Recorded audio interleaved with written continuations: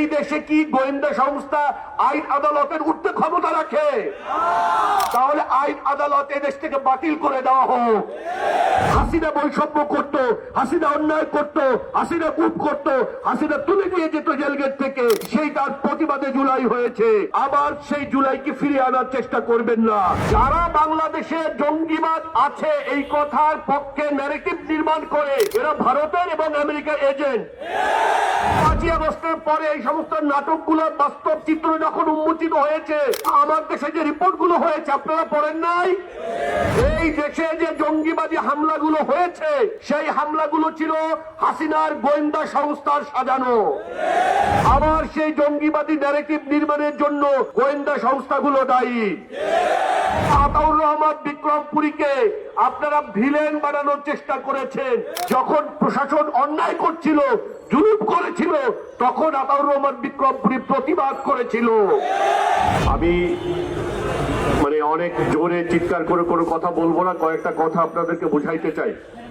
দেখেন, কোন দেশে জঙ্গি আছে এই কথা বলার অর্থটা কি? এই কথা বলার অর্থটা কি দাঁড়ায় আপনারা একটু বুঝতে চেষ্টা করেন। ইউক্রেন বলে, রাশিয়া বলে ইউক্রেনে নাৎসি আছে, বুঝলেন? রাশিয়া দাবি করে ইউক্রেনে কি আছে? নাৎসি আছে। এই কথাটার অর্থ কি? এই কথাটার অর্থ হলো ইউক্রেনের উপরে রাশিয়া আক্রমণ করবে, এটার বৈধতা তারা খোঁজে। বুঝতে পেরেছেন?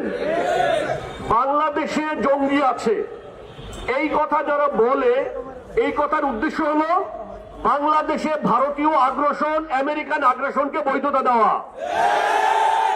যারা বাংলাদেশে জঙ্গিবাদ আছে এই কথার পক্ষে ন্যারেটিভ নির্মাণ করে, এরা ভারতের এবং আমেরিকার এজেন্ট।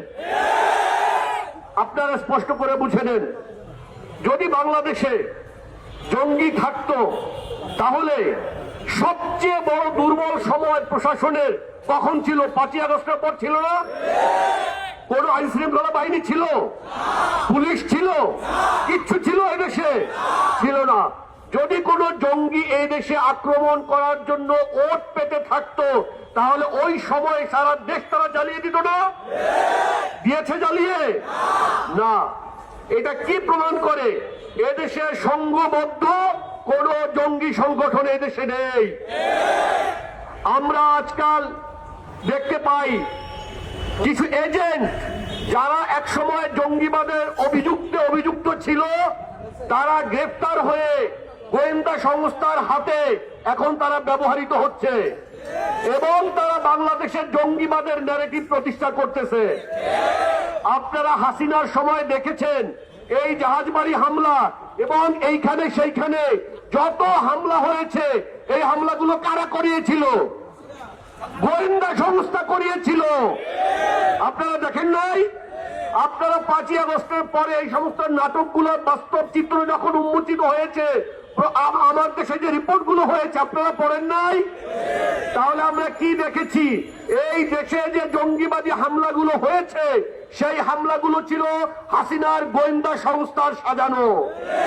এবং এখনো এই দেশে যত জঙ্গি হামলা হচ্ছে, জঙ্গি হামলা হওয়ার যে ঘটনা আমরা একটু আগে কিছুদিন আগে দেখেছি, আমরা মনে করি, বিশ্বাস করি এগুলোর পিছনেও আবার সেই জঙ্গিবাদী ন্যারেটিভ নির্মাণের জন্য গোয়েন্দা সংস্থাগুলো দায়ী। হ্যাঁ, কোন দেশে যদি বিচ্ছিন্ন কোনো ঘটনা ঘটে থাকে, যদি কোনো ব্যক্তি অবুঝ নাবুঝ যদি কোনো কাজ করে থাকে, তাহলে আমরা বলতে চাই সরকার প্রচলিত আইন অনুযায়ী ব্যবস্থা গ্রহণ করুক। কথা বুঝতে পেরেছেন? সরকার প্রচলিত আইন অনুযায়ী ব্যবস্থা গ্রহণ করবে। যদি আইনে তার ফাঁসি হয় ফাঁসি দিক, যদি আইনে তার জেল হয় জেল দিক, যদি আইন অনুযায়ী সে জামিন পায় তাহলে তাকে জামিন দিক। যদি আইন অনুযায়ী সে জামিন পায়, তাহলে গোয়েন্দা সংস্থার কোনো অধিকার নেই তাকে জেল গেট থেকে গুম করার। আপনারা কি দেখেননি এই দেশে এই জুলাইয়ে নির্মম ভাবে প্রায় 2000 মানুষকে হত্যার সাথে জড়িত, প্রায় 30,000 মানুষের পঙ্গুত্বের সাথে জড়িত যে আওয়ামী লীগ, তাদের জামিন কি সরকার দিচ্ছে না?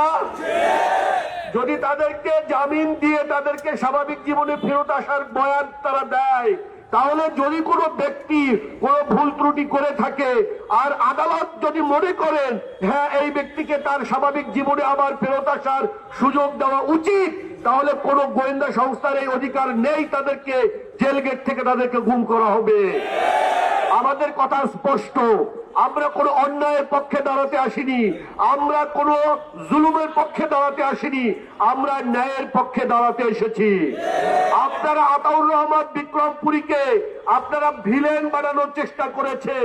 আতাউর রহমান বিক্রমপুরী যতগুলো কাজ করেছে প্রত্যেকটা কি হচ্ছিল, প্রত্যেকটা আইনের ব্যত্যয় ঘটিয়ে যখন প্রশাসন অন্যায় করছিল, জুলুম করেছিল, তখন আতাউর রহমান বিক্রমপুরী প্রতিবাদ করেছিল।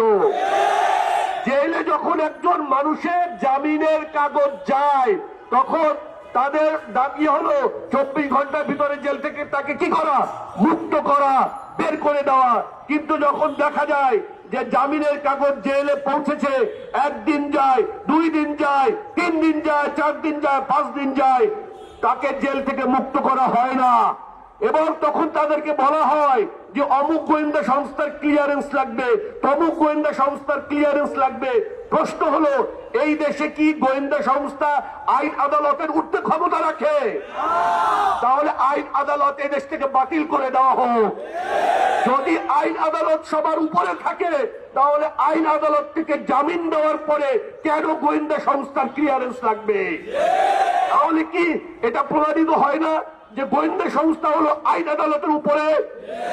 আমাদের কথা স্পষ্ট, আপনারা রাষ্ট্র পরিচালনা করছেন, রাষ্ট্রের একটা আইন আছে, এই আইনে রাষ্ট্রের প্রত্যেক নাগরিক সমান এবং প্রত্যেক নাগরিকের প্রতি ন্যায়ভাবে ইনসাফের সাথে সমানভাবে এই আইন প্রয়োগ করতে হবে। আপনারা কারো প্রতি বৈষম্য করতে পারবেন না। এই জুলাইয়ে 2000 মানুষ প্রাণ এই বৈষম্যের জন্য দেয় নাই। এই হাসিনা বৈষম্য করত, হাসিনা অন্যায় করত, হাসিনা গুপ করত, হাসিনা তুলে নিয়ে যেত জেলগেট থেকে, সেই তার প্রতিবাদে জুলাই হয়েছে। সুতরাং আবার সেই জুলাইকে ফিরিয়ে আনার চেষ্টা করবেন না। যদি আপনারা সেই জুলুম, সেই নির্যাতন, সেই গুপ, সেই খুন আবার ফেরত নিয়ে আসেন, তাহলে এই বাংলাদেশের মানুষ রক্ত দেওয়া শিখেছে এবং তারা আবার রক্ত দিয়ে এই দেশকে আবারও মুক্ত করবে ইনশাআল্লাহ। নাসরুম মিনাল্লাহি ওয়া ফাতহুন করিব ওয়া বাশশিরিল মুমিনিন। আসসালামু আলাইকুম ওয়া রাহমাতুল্লাহি ওয়া বারাকাতুহু।